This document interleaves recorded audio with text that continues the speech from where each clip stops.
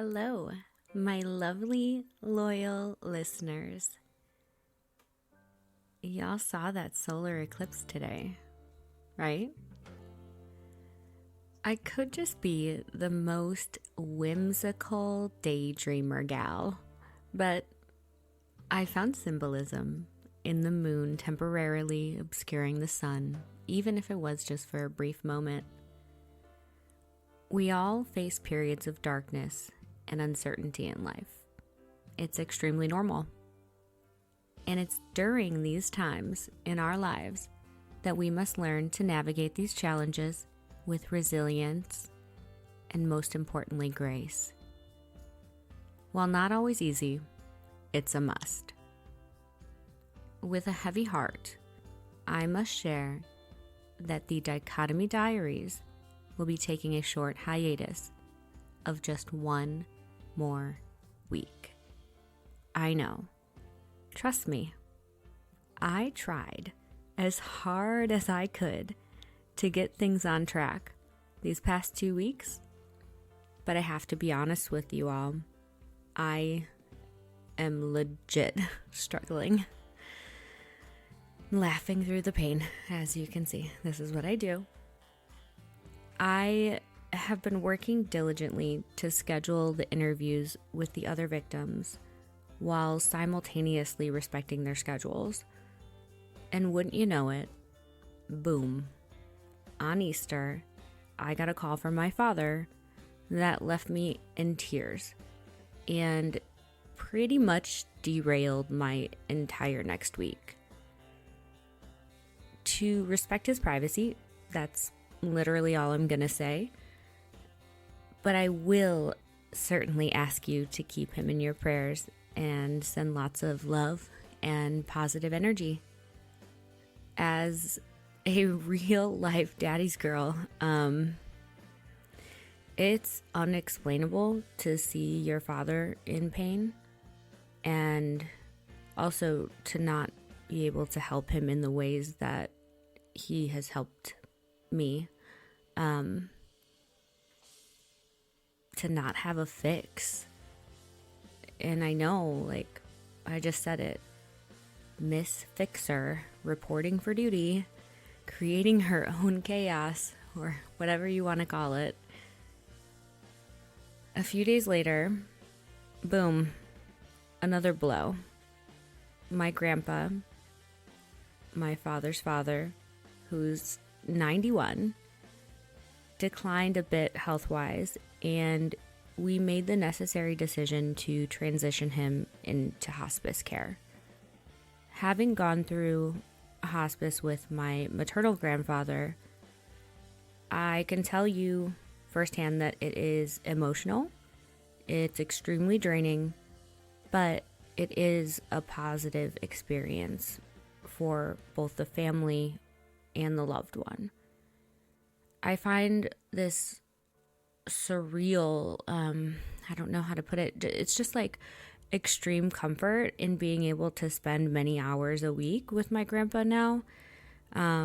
We've literally talked about so much in the last 2 times that I visited him, just asking him questions about his past and listening to his stories, ones that I really feel like he probably never told me intentionally, but now he's like, I don't give a shit. And it's amazing. So all of these things, as you can imagine, hit me like a freight train, and my stress levels already are like an 11 out of 10. That's like baseline for me. I have an appointment tomorrow, actually, to start filing my bankruptcy. And that brings a whole other stream of worry into daily life. Worry that I don't even know what it looks like, to be honest. I mean, I know very minimal about the process. I know that it's going to negatively affect me, but I also know that it exists for situations exactly like mine. So I'm trying to maintain hope and optimism that this is the right choice, and confiding in my support and making sure that they're guiding me in the right direction, which is this direction. So I'm going to continue on the path. As you can imagine, money is a huge fucking trigger for me. And I think, well, let me say this. Lack of money is a huge trigger for me. And while I've basically lived like the past 12 months with enough money to cover some of my bills, in no way is my body like assimilating to this new normal at all. So, as you may or may not know, bankruptcy will bring on its own stressors, I can only assume. And I'm just mentally preparing for that daily. And I am not sure if that's me just being overthinker extraordinaire or a normal person. But I'm a future forward thinker. And thinking about what the future looks like that is very like unknown financially for me, I'm like, I don't even know. I don't even know how to articulate the stress hourly. It's crazy.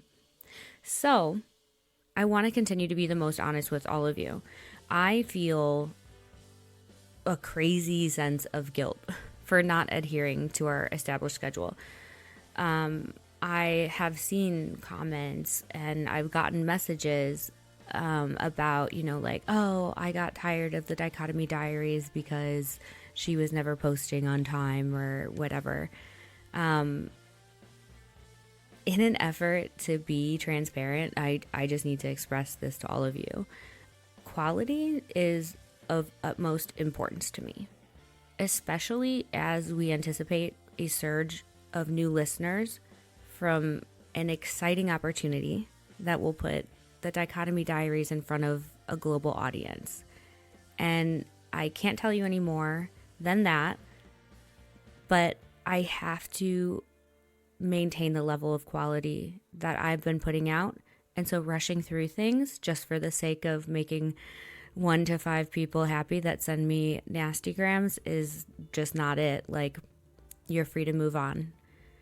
So I believe that this brief pause will allow me to address like all of these challenges this week and whatever, and return with content that exceeds your expectations.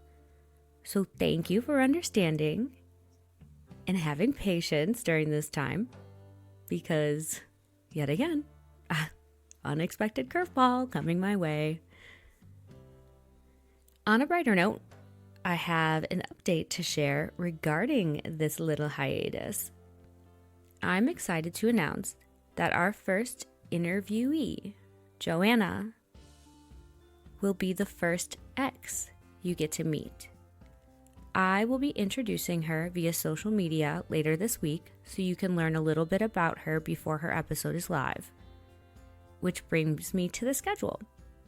Joanna's episode will be completed on Saturday, April 13th, with part 1 set for release on Tuesday, April 16th, and part 2 following on April 23rd. While we take this short break to address all of these pressing matters, I assure you that I am working diligently behind these scenes, guys, to ensure that when the Dichotomy Diaries returns, the content will be more than worth the wait. Your patience and your support and your love and your light mean the world to me.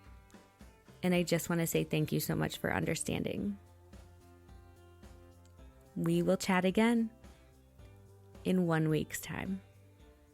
I'm your host, Amanda Arnier, and this is The Dichotomy Diaries. It's not